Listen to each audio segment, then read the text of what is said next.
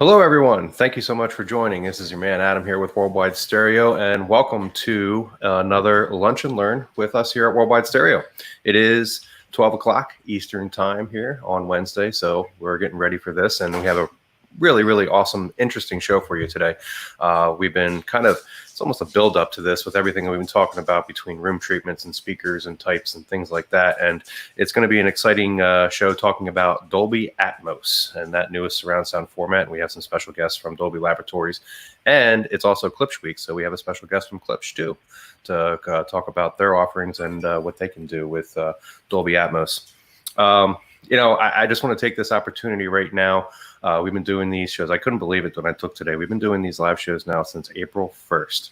And this is our episode 15. And I want to thank everybody that's been joining and watching. You guys have been great. All your comments. I'm a local salesman at one of our showrooms, and I see people coming in. They're telling me how much they're enjoying these. And so just thank you, everybody, for really taking the time. It's an hour on a Wednesday to watch this, and I hope you're learning something, and it's a lot of fun for me as well. So thank you to everybody.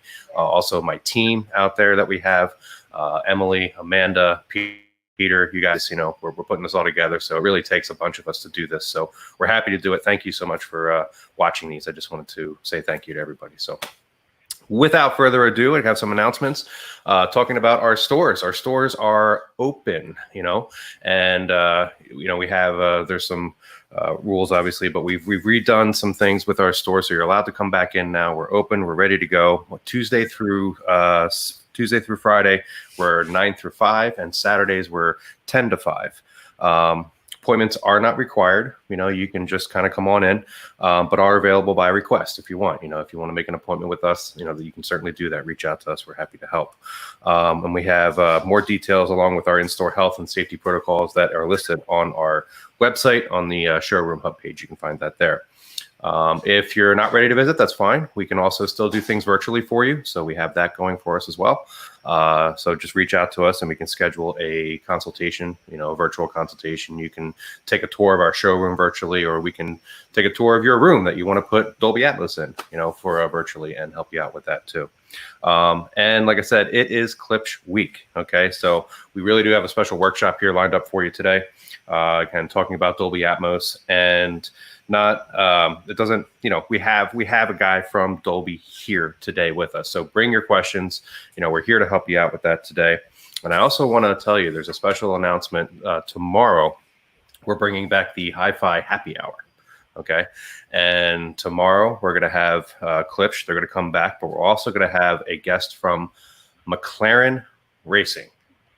I can't wait for this. This is going to be awesome. Again, McLaren Racing is going to be here for a special product unveiling, and we'll be giving away two of these things on that show. So you can head over to my website right now and register to win.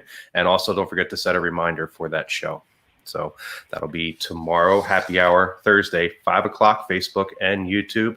Again, we're going to have Klipsch and somebody from McLaren Racing to talk about a new product. So that'll be pretty exciting. Again, today, we're going to talk about Dolby Atmos. And like I told you, I got some friends from Klipsch and also Dolby Laboratories. So let's get them in here and get this show on the road.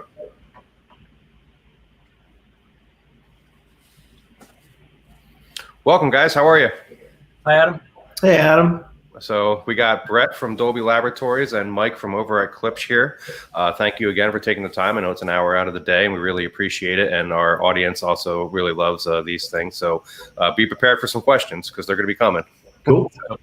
Good. Always a good thing. So we got some people here. So why don't we start out, Brett and Mike? I want to kind of introduce yourselves and tell everybody what you do and give a little background. Brett, you want to go first? Yeah, Brett. I'm sorry. Yeah. I head up Dolby's sound technology R&D group. So my team is responsible for inventing the technologies that we license to consumer electronics and then appear in cinemas and theaters and broadcasts. So my team worked with the others in the company to invent Dolby Atmos. Wow.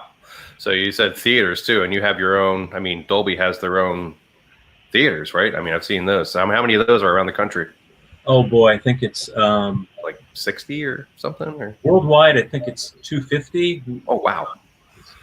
So it's we decided to do that to really give the best audio and visual experience to people in the cinema and really show what's possible with Dolby Atmos and Dolby Vision movie projection. Yeah, I've been doing a little reading. I was expecting to go see the new Top Gun this summer in a Dolby theater, but yeah, not yet. it's on hold. It's on hold. But that'll be. I haven't been. I've read a lot about it. I got some kids, and I'm always running all over the place, so it's I haven't been able to get there yet. But that was I wanted to see the new Top Gun in a Dolby theater, so I can't wait to see that coming up. So December, right? I know. Oh, Hopefully. so, hopefully, it seems so far away. Like Yeah. I'm like a Top Gun nut. It's ridiculous. I have a shirt that says I got it for me and my friends, and it says because we were inverted. That's like I love it. So I had to get it to my friends. We all have this. So thank you, Brett, again for joining us. Mike from Klipsch. Hey, How you been? good. So I am the senior product manager at Klipsch for what we call connected audio, which is pretty much any home theater complement that plugs into a wall. So sound bars, powered monitors. But I also, in sort of a past life and sometimes currently, oversee the passive side, so the component audio side, which is really where obviously we got involved with Atmos to begin with the sort of up-firing elevation speakers. Mm-hmm. Obviously Brett and his team have done a great job over the last several years inventing this killer new technology, this totally immersive surround experience, and we've been very pleased to be a part of that. It's been a huge success for us. Great. Yeah, I mean, there's this new technology that's been out for a little bit now, and there's a couple different versions of it. And I want you guys out there, if you there's a lot of myths I think around Dolby Atmos. People are like, is it worth it? Do you really hear a difference? And what does it really take to get it done? So we're here today to kind of really answer all of those questions for you about Dolby Atmos and really what it's all about. Personally, you guys have heard me talk before. My audience, I know I built a new room last year, and I was able to wire it, and I have a 7.2.4 system. So I have 4 speakers in my ceiling for Atmos, and I have a 7-channel surround. I have 2 subwoofers, and I've watched the original Top Gun probably a dozen times since last year already. So that's once a month, and my wife, it drives her nuts, but I can't help myself. Even though it's not in Atmos, and that's something we're going to talk about later. I mean, there's a movie that was not recorded in Atmos surround sound, but yet I'm still able to take advantage of it. So that's something we're going to talk about. So let's kind of dive right in here. And Brett, I have some questions that I know that we want to answer here. So let's just get it out of the way. What the heck is Dolby Atmos? Well, Dolby Atmos is the future of sound for Dolby, actually. Okay. And, it's our new immersive, well, not so new now, but it's our immersive audio format. And instead of sending audio to the home or a theater as channels, left, center, right, etc., we send objects and 3-dimensional metadata so that each object can be reproduced anywhere in 3-dimensional space. And so that's a brand new way of mixing and reproducing audio. And so the cool thing about that is that it's rendered on the fly during playback. So your playback system, whether it's in a cinema or in your home, knows exactly how many speakers you have and what their capabilities are, and then renders that soundtrack for your system. And so what that means is that over time, if you add more speakers, you can up your experience with the same soundtrack that you either bought on disc or are streaming. That's pretty wild. I mean, you mentioned objects. So, I mean, previously, so the surround sound formats that we've been used to are, Dolby Digital and DTS 5.1. That's kind of the names that are out there. And then there was some uncompressed versions of that with the Master Audio and True HD formats. Right. And that, my understanding was always, I explained it to customers as each speaker had a sheet of music that they were following throughout the entire performance. So, like a symphony kind of comes together. But this is a little bit different, like you said. Somebody is actually during the playback, your system is manipulating that. Am I explaining that right? Well, there's a renderer that says, I've got this object and I want it in this position in space. Okay. And it says, okay, I've got the speaker here and the speaker here. I can use those in conjunction with each other to recreate that.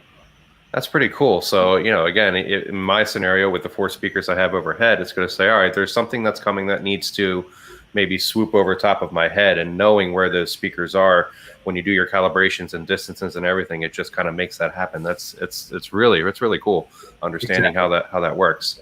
So there are other formats of it out there that we see, and I think object surround sound or object based surround sound is kind of the common denominator that people call it. So there's DTSX and Aurora 3D. Are they all kind of the same, just different formats? Is this a format war or anything like that might happen? Well, they're all immersive. Yeah. Aurora 3D is channel based, actually. Okay. So it's transmitted as 5.1 with metadata to recreate the surrounds. There's a vertical ring and optionally an overhead speaker. Okay. DTSX is an object-based format. Okay. Interesting. So I didn't know that was the Aura was different. That's neat. But yeah, I mean, they're all heading into this direction, and I think it's always great to have different formats out there, the Dolby's version and DTS, and it's just where we're headed with surround sound. I think it's just absolutely awesome. And to better, I think, showcase this to everybody out there, I have this diagram that you sent me here to kind of showcase what's really happening here. So you have the stereo system over, the stereo diagram there, and then Dolby Atmos, as you can see, it's like this, sphere that's kind of all around you. Right. It's the dimension of height that really is the addition, because, we wanted to create a format that content creators could create sound that's more realistic, because when you go outside, you hear sound above you. You hear planes and birds and wind. And so that height dimension really adds to the realism of the soundtrack. Danny Boyle, the director, said, now I can make an audience feel wet by having rain come overhead. And they're going to get the mister out for that too, right? Just add a little, a little more realism and smell-o-vision. No, I'm kidding. Brett, I think that's an important point, though. We always see as sort of listeners and consumers and manufacturers, we sort of see the end result of Dolby Atmos and that cool technology. But what I think is really neat about what Dolby has done is it makes the content creation side so much easier and so much more efficient. And that was something that was really interesting to me when you guys started talking about Atmos. Was it's not just a decoding mechanism, for lack of a better term, but it's also it changes the way these guys make movies and make TV shows, and I think that's really impressive too. Exactly, and so we call Dolby Atmos a mezzanine format. And so if you mix in Atmos, you can derive your Atmos soundtrack, but you can do automatic down mixes and get your 7.1 version, your 5.1 version, and stereo from the Atmos mix that you do. And so that saves them time in creating content. Instead of having to do 4 different mixes, they can derive. And so lots of content creators are saying, give me my content in Atmos, and then I'll derive everything that I need from that one mix. Very cool. So clearly Paul here thinks that Atmos is certainly worth it. Yeah, thanks, Paul. And I'm gonna, let's see here. There was a question here. Where was it? Oh, here you go. So this is Mike. I'm gonna put you on the spot here. Uh-oh. Does anyone know what year Klipsch Synergy speaker came out? I'm going to take a guess. Okay. Say 2003. Okay. Early to mid 2000s. Okay. Some Klipsch lifer is going to correct me. I'm sure, but I think that's pretty close. Maybe 2001. Okay. But man, good question. Yeah. So the last follow up to this whole, what is Atmos and all the formats that are out there and things like that. And clearly Paul just answered our question saying, is it worth it? I can certainly tell you my experience, but and Brett, I'm sure you're thinking that it's definitely worth it. But when somebody asks you that question, Brett, what would you say to them? Say, look, is it really worth it? So I say I can talk to people for 30 minutes about something, and they're not going to get it. if I sit them down, they can experience something and go, I can't believe what I'm hearing in 10 seconds. And so if you want to know if it's worth it, go to your shop or any other shop, sit down, listen to it, and you're going to go, oh my God, it's amazing, because it is. Because the other interesting thing is when people started creating movies and television and music in the format, they were very conservative. And now you're getting people who are just brilliant at creating mixes and really trying new things. And so the movies have just gotten better and better and better and cooler as time has gone by. Oh yeah, it was like a new tool when that they had available to them, and they're like, all right, I think I know how to use this, and now they're becoming like master craftsmen with this Atmos tool. So it's absolutely gotten better, and I would certainly agree with you, Brett. It's you have to experience it. I put this system in, and my dad's like, I got to come over in here. I never heard this. I got to hear this and check it out. And I sat him down, and he's like, that is so cool. It's just a new way of listening. And that other picture that you sent me, I think describes it really well. When you look, a traditional system kind of has this, all your sound is on pretty much one plane, right. And it moves around, and things are cool. I mean, front, back, left, right, no doubt. But, when you add this layer up top, now you just get movement in all different directions. And it just puts you in that atmosphere or in that space when you're sitting there watching a movie. It's really awesome. So I'm absolutely think it's totally worth it to get it. And we're going to go over soon, folks, on just how many different ways you can get it. And maybe you have an existing system or some of the new things that are out there. So we're certainly going to go over that. There's a neat question that popped up here. And I want to say, how much power is needed to drive the Atmos speakers in relationship to the mains and the center channels? Can I get away with the smaller amplifier channels on these surround channels? Mike, what would you say to that? Yeah, that's a good question. I generally treat whether it's up-firing Atmos speakers or in-ceiling speakers, I generally treat them the same as I would other surround channels. Brett, would you agree with that? Yeah, in the cinema, all speakers are full range, full power speakers. Okay. And so that's the way I treat them in my home theater and the way we treat them in our labs. You really want them to have the output that's equivalent to a left speaker or center speaker. The overhead speakers or top firing speakers treated the same. Yeah, because Paul XYZ here. You never know what's going to happen in a movie. I mean, unless you've seen it before or something like that. But movies can be are intended to be, not can be, they're intended to be dynamic. It could go from a quiet dialogue scene to just a massive action sequence or something like that. So you need to make sure that your speakers and your amplifiers are lined up so that your amplifier can deliver those dynamics when it's needed. So, whenever you start saying, can I get away with, that's always a compromise. I would certainly try to match your system so your system has a similar dynamic range all around available in every single channel. That would give you the best overall effect. And it really comes down to the sensitivity of your speakers and their ability to act as a transducer, right? If you have speakers or I should say Atmos drivers that are less efficient, you need to make sure you're pumping a little bit more power to them to match the SPL of the rest of the system. Yeah. And movies are mixed differently. In the old days, when it was the array surrounds, they wouldn't bring elements like music into the surrounds because it sounded different, because the speakers were different than the screen channels. And now they're bringing elements such as music and even dialogue into these Atmos speakers and the surround speakers. So you're getting more full range content in the soundtrack, in the room and overhead. So that's why you would want the full capability of those speakers. Sure. So now we've kind of talked about what Atmos is. I think we all agree it's certainly something worthwhile here. Let's kind of dig into when we're setting up an Atmos system. Let's talk about maybe somebody who's purchased, I don't know, maybe a Klipsch 5.1 system in the past. They have towers and maybe some in-walls or surround speakers, subwoofer, that kind of thing. How would one go about, what kind of options are available for them to add Atmos to an existing system?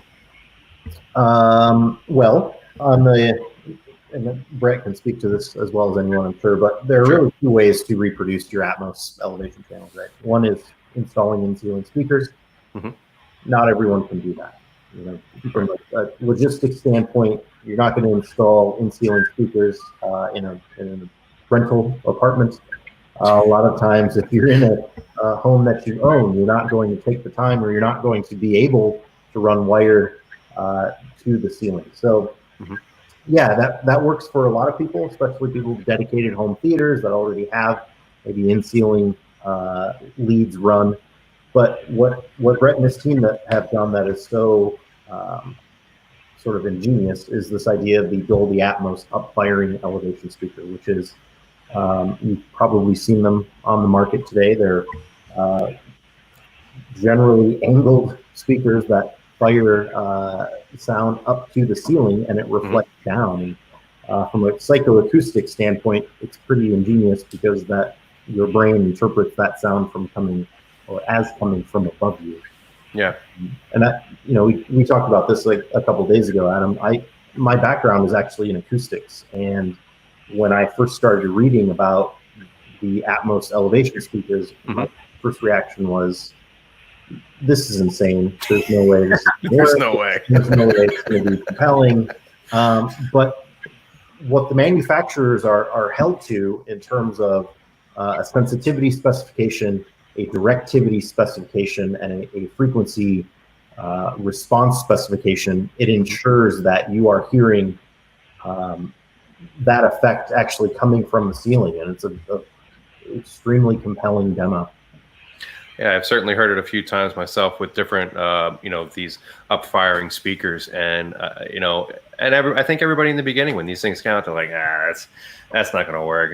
You got to have the ceiling speaker, reflecting bouncing sound. It's all gimmicky and all that kind of stuff. But you dig down and you really hear this, and it's like, wow, there's like music coming from the ceiling. It's kind of weird, actually. It was funny to read.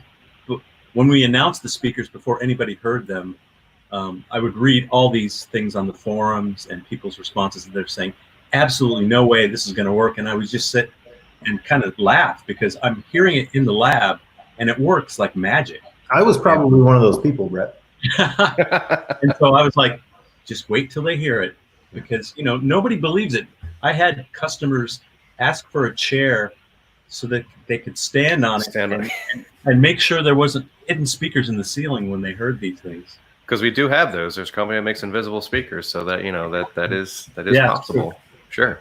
So Claudio here has a neat quick question: is, are two speakers enough for having Atmos? Can they be rear speakers like using Klipsch 625?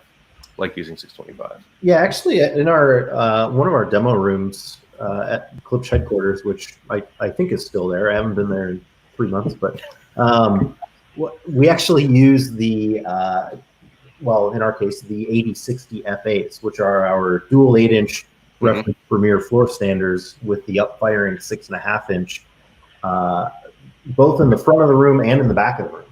So it is actually that system is a 7.2.4. But yeah, to your question, Claudio, it really depends on the room size, and you're never going to have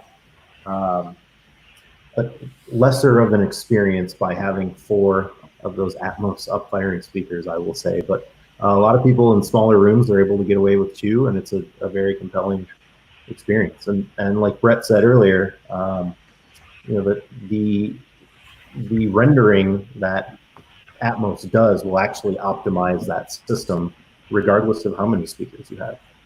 Yeah, there is, I would say, Claudio, there is a recommendation, and I'm going to share it in a little bit, of where the speakers need to be placed. So, to Mike saying to you, 2 speakers depends on your room.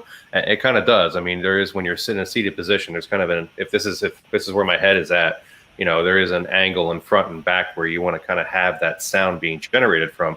And typically it's like a 30 degree to 55 degree angle from that listening position right here. So, if you're up against my couch is up against the back wall, well, you're not going to have that angle to get behind you. So in that scenario, 2 is all that room can handle. So, it does really depend on the room. If you're going to do something from the ceiling, I guess if you were maybe on the back wall, maybe you moved your couch forward a little bit enough to support like a speaker in the back and have an Amplifier go, that could potentially work. So it really depends on your room. So I would consult your AV expert. Hopefully that's us.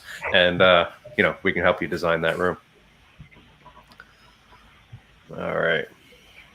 So now we've kind of talked about integrating with an existing system.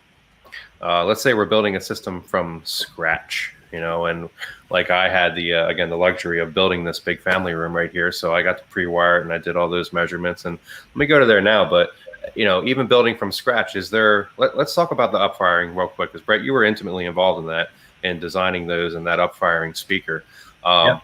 Let's debug that right now, because I think some people are still out there thinking it's not possible. I mean, can you achieve has there any been like testing done, like A/B comparison with an upfiring system versus the downfiring ceiling speaker? And do people enjoy one or the other? It's funny that I've talked to a lot of film mixers, and they actually prefer the upfiring speakers to the overheads, because your overheads in the ceiling can be a little bit hot spotty, a little pinpoint, whereas more diffuseness with the upfiring speakers. So it depends on personal taste, and as you said, you don't want to lose your deposit on your rental by cutting holes in the ceiling. Oh, yeah. So it's really what do you prefer? We've given you the choice, lots of choices actually, and so I have 4 upfiring speakers in my house because my ceiling doesn't have any room to go up and wire it. Yeah. So yeah, I prefer that. We're the same way. We have actually, Brett, you might think this is insane, but we have a 2-story cathedral ceiling. So it's a 20-foot ceiling. And so there's really no point or ability to run in ceiling speakers. So we use firing RP 500 SAs, and it sounds great. That's a good point, because this question came in talking about, is there a recommended room size or dimensions for proper Atmos reproduction? How important is it for matching the Atmos channels since they're object channels? And I get that question a lot with people that I've dealt with that have cathedral ceilings in their main listening area, and trying to get a speaker to all the way up there. I mean, certainly anything's possible. Anything is possible. But trying to get a speaker all the way up there to fire all the way down into the room would probably take a ton of power, and just it would, I think, become beamy to Brett's point at that. So the upfiring is certainly an option, and that's great to hear that sounds really well. I actually haven't tried that in a cathedral room, so it's good to hear. I think that's why I mentioned Brett might not be totally on board with that, because I think you guys Dolby specifies like a maximum ceiling height, right? We recommend, I think, it's like might be 14, 16 feet. But I've when we started demoing the system, we would go to Las Vegas for these conventions and go into some crazy hotel suites with crazy configurations, and the system is just very robust. It's like you can have beveled ceilings and chandeliers up in the ceiling, and it still works. It's almost dares you to try to make it fail, and it just always works. And so I think to Peter's point here too about how important is speaker matching the Atmos channels since they're object channels. I would say my answer to that would be it's not as important for a tonal match, but it's important as a system match. When you have all the speakers that have the same type of specifications, they're all going to react the same way, and you're all going to get that same dynamic range out of all of them. If the synergy between the speaker and the amplifier. So I think it's more important that they match for that reason than it would be, this speaker sounds like that and this speaker sounds like this. So tonally, I don't think it matters so much, but more importantly, that all the specs of the speakers are kind of within each other and very similar, so your amplifier works together better. Your calibration in your AVR takes care of a lot of the differences. Yeah. So it's the same tone out of each speaker, even though they're different sizes and configurations. So Taylor, I hope you've been listening here, because he said I have been looking to add Atmos to my living room system, but have a vaulted ceiling. What would be the best option? So I think we just kind of really ran through that for you. I think the topper, or the up-firing speaker, excuse me, is a good way to go for you.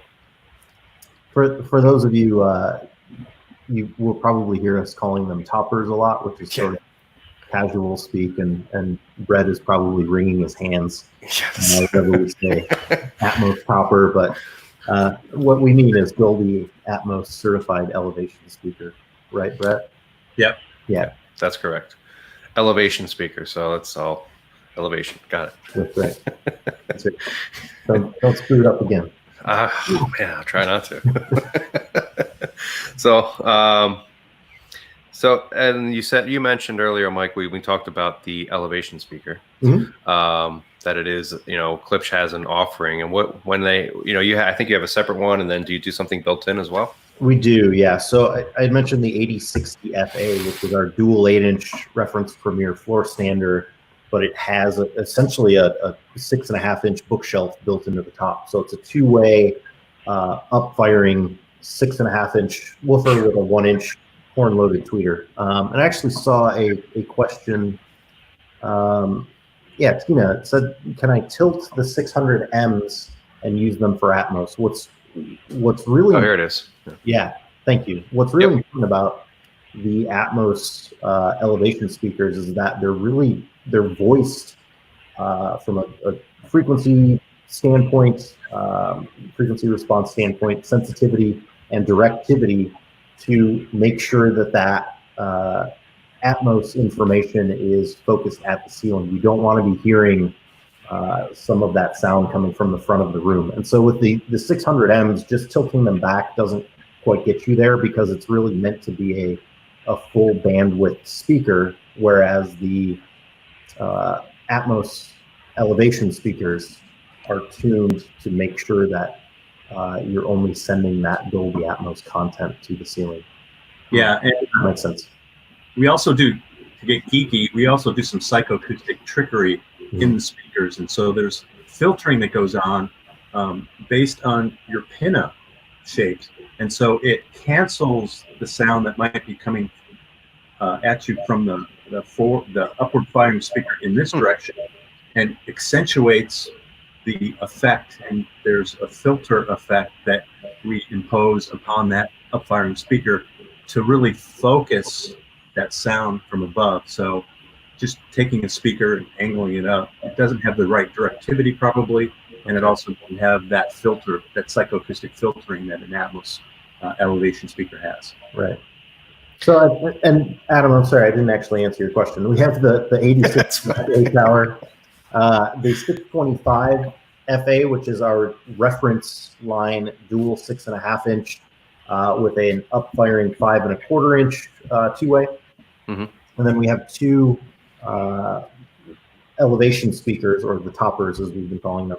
The RP500 SA, yeah, I know, which is a 5.25-inch two-way, and then the R41 SA, which is in the reference line. Got it. Yeah. Brett, that was awesome. That your little explanation right there. I got to say, these workshops are, for me, as much as it is for everybody else out there. I always learn something. So this is, I love doing these things. I get to talk to guys like Brett and Mike, who are just kind of, I'm on the showroom floor and I'm dealing with customers and I'm, trying to handle all that. You guys are out there like really, getting into this stuff and drilling down into that, engineering level, and have such an understanding. So I love these things. Thanks again. This is awesome. Awesome stuff.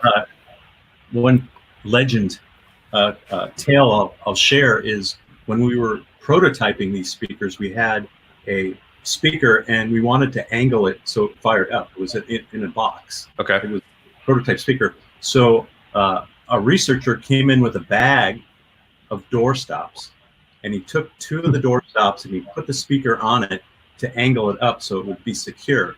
And we tried all these different angles, and the angle of those door stops, if you can believe this is true, was the perfect angle. And so every Dolby Atmos speaker specified to have that angle of those two door stops.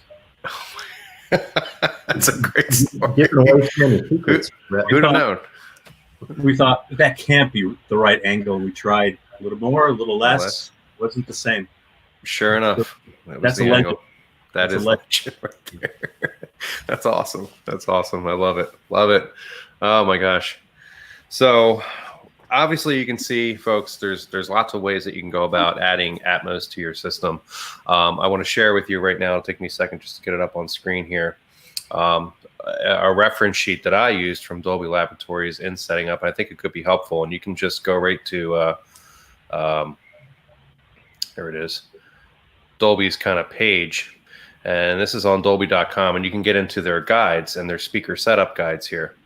And when you come down here, you'll see, I mean, look at all these different kinds of setups that they have specifications for. So I'm going to go down to the one that I used.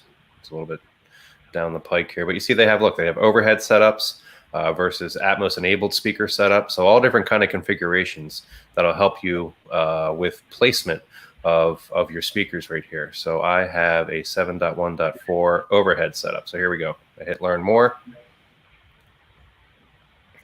And you get all these diagrams of the degrees of where things need to be versus your listening position.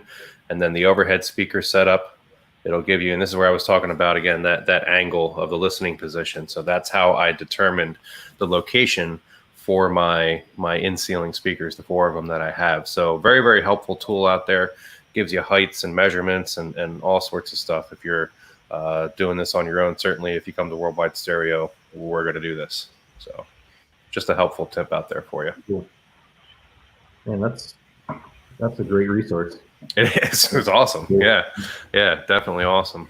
So the last thing I want to talk about in this kind of section here, we discussed, you know, the 2 different ways of integrating, whether it's from scratch or you're integrating with an existing system or you're in an apartment, you don't want to mess up and lose your security deposit. Is the soundbar category certainly has been blowing up over the last year or two.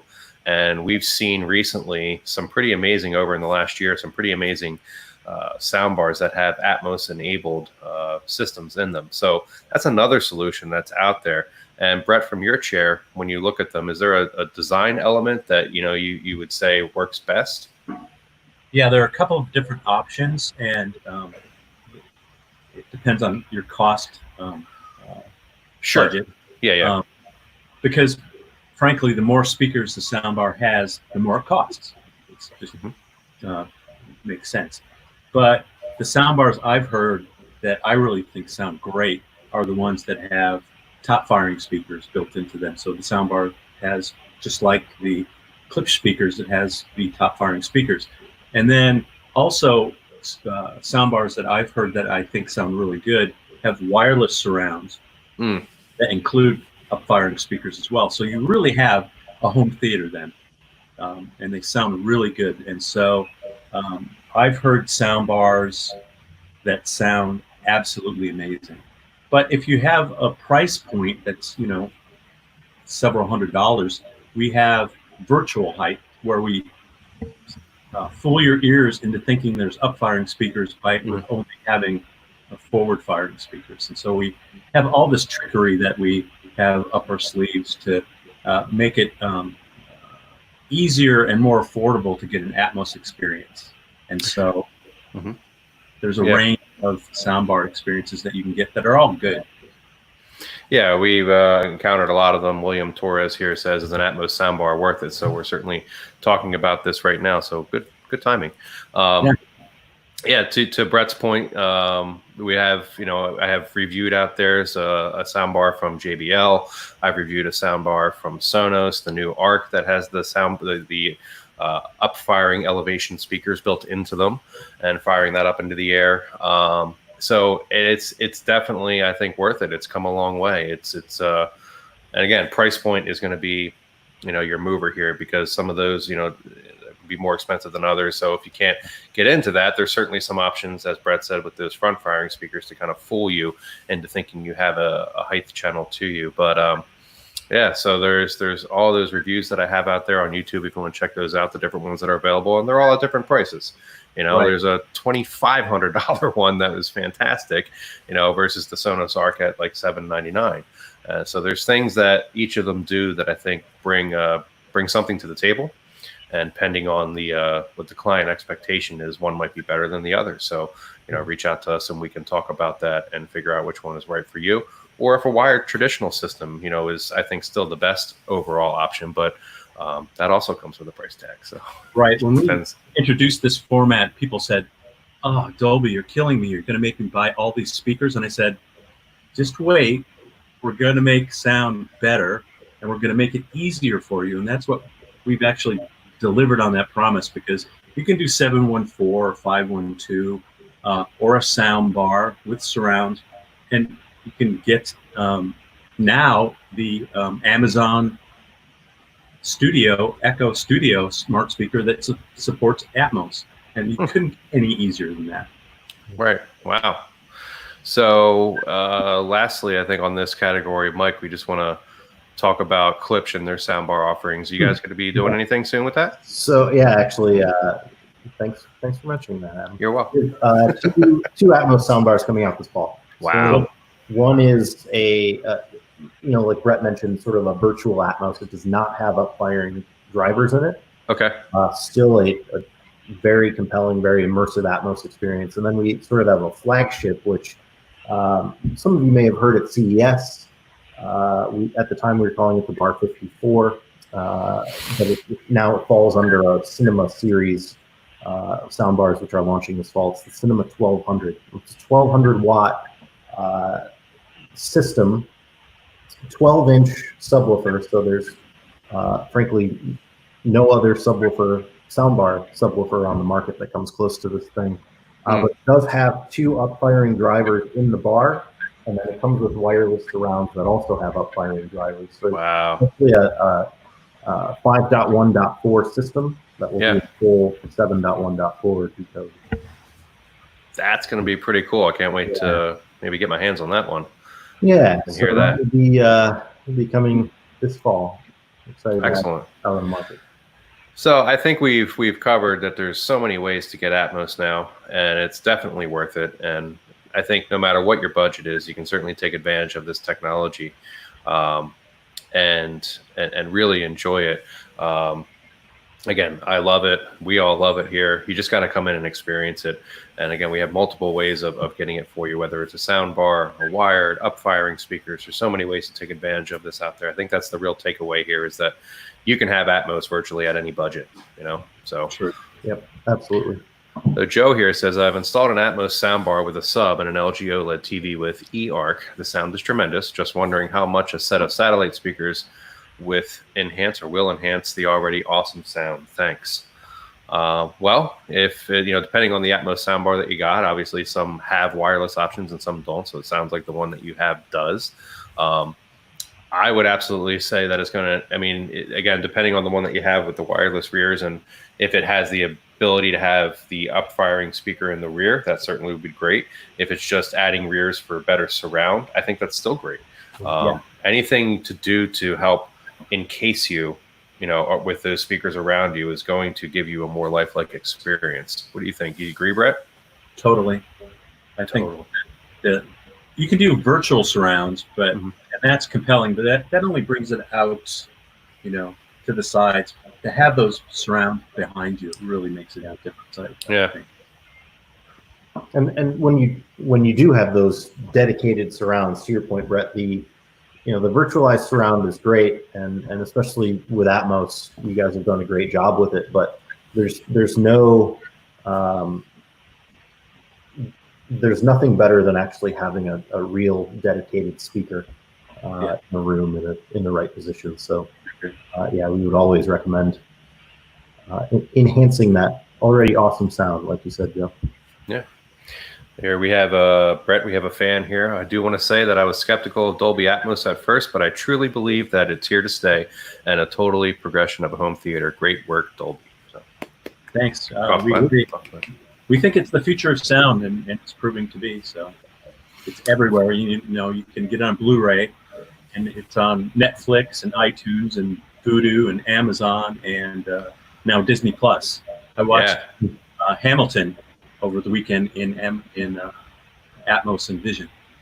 So very nice. Yeah, I'm going to watch that soon. I didn't get a chance to check it out, but that's a great way to get into our next topic and talking about content. So everybody out there, I want you to tell me what your favorite Atmos demos are. We're going to certainly share ours, but I want to start out by saying that and tell me what demos you were most impressed by or what you've seen. But speaking of content, so where can we get Dolby Atmos content? You just named a bunch of streaming services that are certainly available. And it is important to know that depending on where you're using that, you have to make the right kind of connection to do that. If you're using a smart TV, for instance, like behind me, I have a Samsung Q90R behind me that has Atmos enabled in it via what's called an eARC connection, which is enhanced audio return channel. That's going to give you the ability to play full uncompressed Atmos information coming directly from that TV. But there's also all those other streaming boxes out there, Apple TVs and Rokus and things like that. So you can certainly get it from those. But the best is still on disc, though, right, Brett? Like if I buy the Blu-ray 4K Blu-ray Atmos enabled disc, isn't that still the best? Yeah. So we updated Dolby Digital Plus and True HD to be Atmos compatible. And the important thing is they're backward compatible. So if you have an older system that doesn't understand Atmos, it says, oh, I'm just going to play the 5.1 or 7.1 bass soundtrack. So we're lucky to be able to update those codecs. But True HD is our lossless codec, and that conveys the Atmos soundtrack on Blu-ray. So that's I listen to streaming services all the time, and I think they sound wonderful with Dolby Atmos. But if you're a purist and you want lossless audio, the Blu-ray disc, 4K Blu-ray disc with Atmos and Vision now is the ultimate way to go for getting your cinema-like experience. Yeah, I have that. So on my my AVR that I use, it tells me, so I know it when I'm doing something. I use an Apple TV as my streamer for everything, and it'll come up Atmos/PCM when I'm doing anything with the Apple TV. But when I pop a disc in, it says True HD Atmos, so you're getting that uncompressed, and it's just I admit I can be a little bit of a purist and that kind of thing when it comes to this stuff. They both sound great, everybody. I mean, Atmos is awesome, whether it's a PCM version or if it's an uncompressed version. But certainly, if you have the ability, I would totally get a player, and I do it for those really like big time movies. So again, I'll mention once Top Gun airs again in Blu-ray 4K Atmos, I will buy that because I bought the Laserdisc, I bought the DVD, I bought the DTS Master, I bought the reissue, I bought it every time I bought it. So I will certainly buy that again for some of my favorite movies. Let's see. Here you go. Can we purchase reference demo Atmos 4K UHD discs that you use in your showrooms? Is that available to purchase? I don't think trade shows, everybody comes up and asks for demo discs. Yeah. I kind of say, the best demo discs are the movies that are out there. Sure. When Gravity came out, Corone just knocked it out of the park. That's the best demo disc for Atmos, and that's a couple years old. Roma is another one, but that's amazing in different ways. It's about really putting you in Mexico City, and that's amazing. And so, Bird Box had an Atmos soundtrack. That's pretty cool. Ready Player One and Blade Runner 2049 is another soundtrack. That's demo disc. Yeah, the Blade Runner was similar to what you mentioned about Roma. It was very impressive just from the ability to kind of put you into these environments. It wasn't about the helicopter flying overhead or the sort of over-the-top effects. It was more just about creating an environment using that 360-degree sound. I think it's really cool. So to say, I love the Atmos demos featuring Blizzard Entertainment World of Warcraft games. I've never played World of Warcraft. My wife and I become Dolby addicts after those demos. So there's gaming, right? Yeah, that's what's really exciting is that there's Dolby Atmos in games, as well as now music as well too. But it's really important for games, because if you're doing a first-person shooter and the sniper's up there, you want to hear him coming from, or her coming from there. Yeah. You want to have that positional accuracy to improve your game. I agree. Gaming and Atmos is definitely really, really cool. Chris Mackel brings up the race scene in Ready Player One in the first 20 minutes of Saving Private Ryan. Chris, I love that scene, the race scene. What really got me was the opening sequence. I think that's a really good Atmos demo too, because the opening sequence of Ready Player One has like all those little like drones that are flying around, and then the one drone delivers the pizza. Yeah. So you're hearing this as like he's walking around. You're really, and it's a massive wide open space. So with the Atmos going on there, you really get a sense of how large this place is, and you got all these little drones flying around. So it shows the movement capability really well of Atmos, which I really like. But the race scene is certainly legendary. That's a great demo. God, there's so much going on in that scene. It's amazing.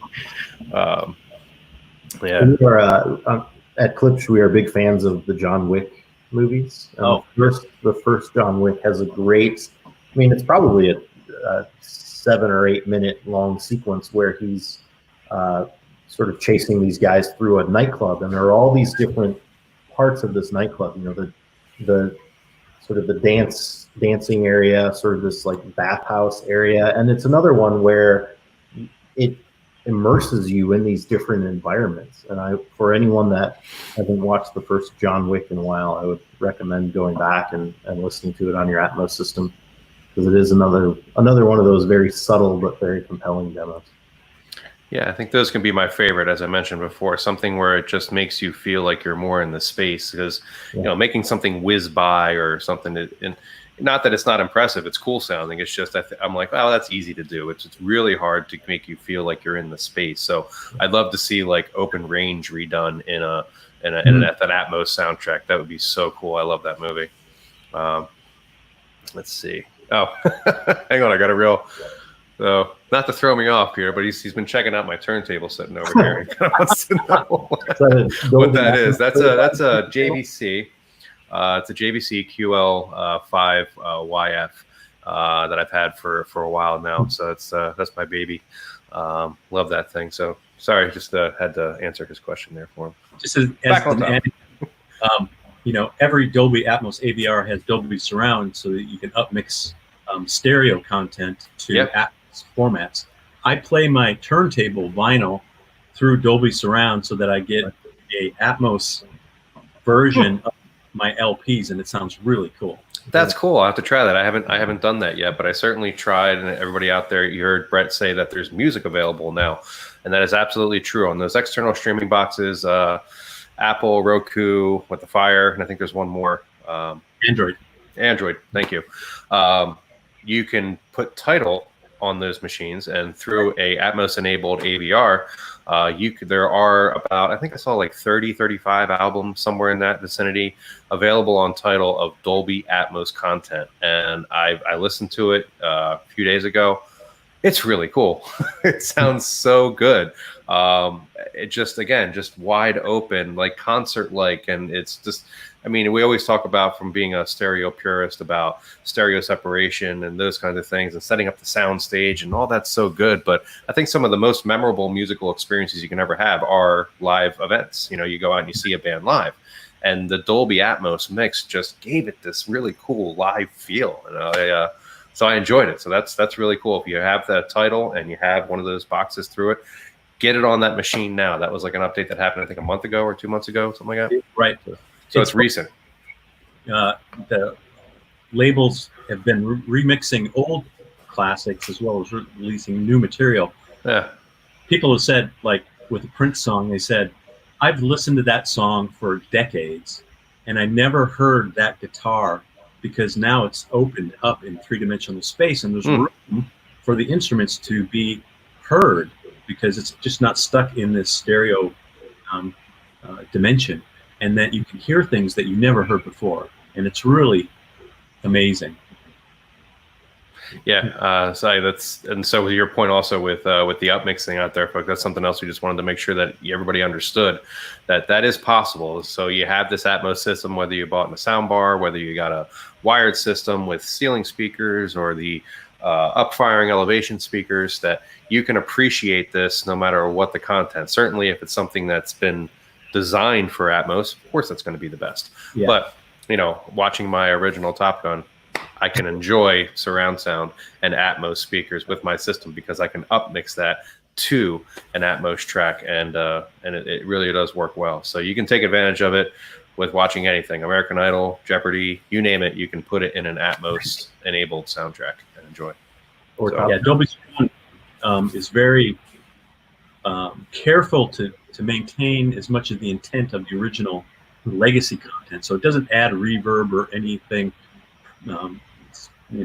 additional elements. It takes what's in the soundtrack and basically redirects it with the direct sounds and ambient sounds and redirects them. So it kind of pulls apart the mix in a very careful and respectful way. Good. So sometimes that's good to hear, because sometimes there's features that come out with some certain things and it's just like, oh, they put the loudness button in, or something like that. Exactly. It's not that. It sounds like you took it into careful consideration, so that's good to hear. I want to make sure we get to as many questions as possible before we go, so I want to bring this one up because I think it's a good one. I'm wondering, since Blu-ray is expensive and becoming less used amongst most people, will True HD ever become available on streaming services in the future for more availability in lossless audio? Boy, I hope so. I think that's a bandwidth question, I think, right? It's all about bandwidth.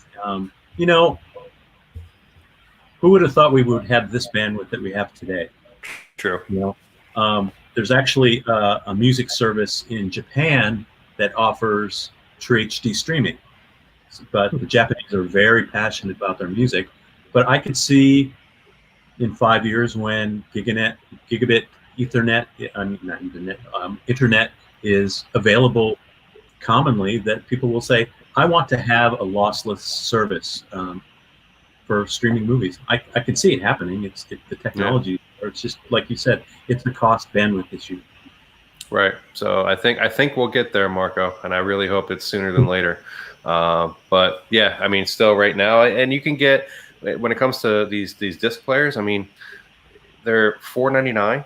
$2.99 in some cases, that can do a full Atmos output UHD. So they're not like they don't have to be $1,000 or $1,500 to be able to get a 4K Blu-ray player that can send Atmos out and things like that. And I mean, and nowadays when you actually go to purchase the content itself, so when I buy a 4K Atmos enabled Blu-ray disc, when I open it up, guess what's on the inside? The free digital copy anyway. So I think the best value actually is, when you're buying a movie, is to buy the actual movie, because you'll get the download for free, and not just buy the download, or you get all of it inside of there. So it's a real value, I think, in doing it that way too.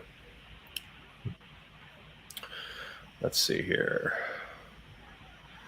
Let's see.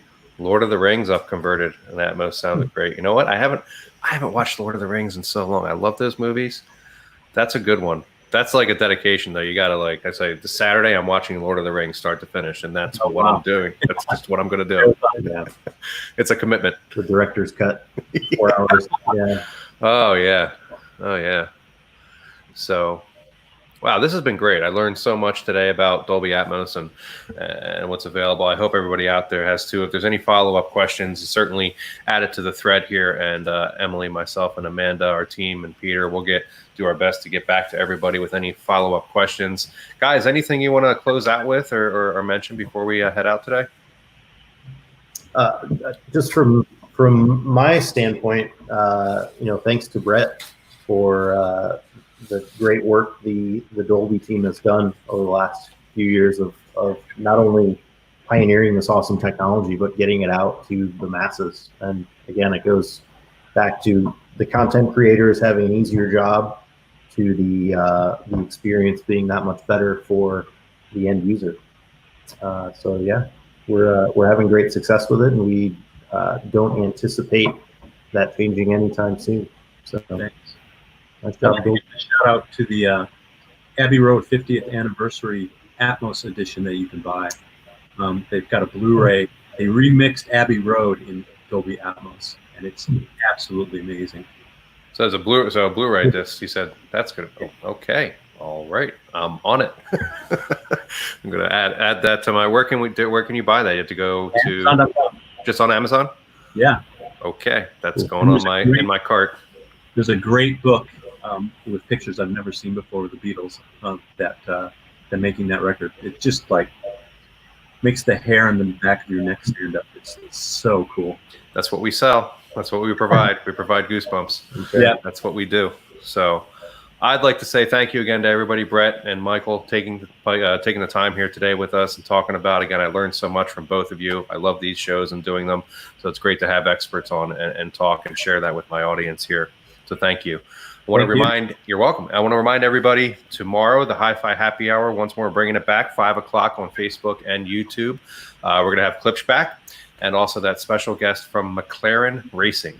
All right, they'll be here, and we're going to have a brand new product unveiling, and we'll be giving away 2 of those products, 2 of them. So you can head over to our Worldwide Stereo page and register for that. Also set a reminder for the show. Again, 5 o'clock tomorrow. All right, well, that is all the time we have. Again, thank you, everybody, for joining us. It's been great and spending a little time. We'll see you also next week on Wednesday as well. But don't forget tomorrow, again, that happy hour. We're giving away those 2 prizes, and we have that unveiling with, again, McLaren Racing. So this is Adam with Worldwide Stereo, reminding you to listen to music every day and movies in Atmos. So long. Thanks, everybody. Bye.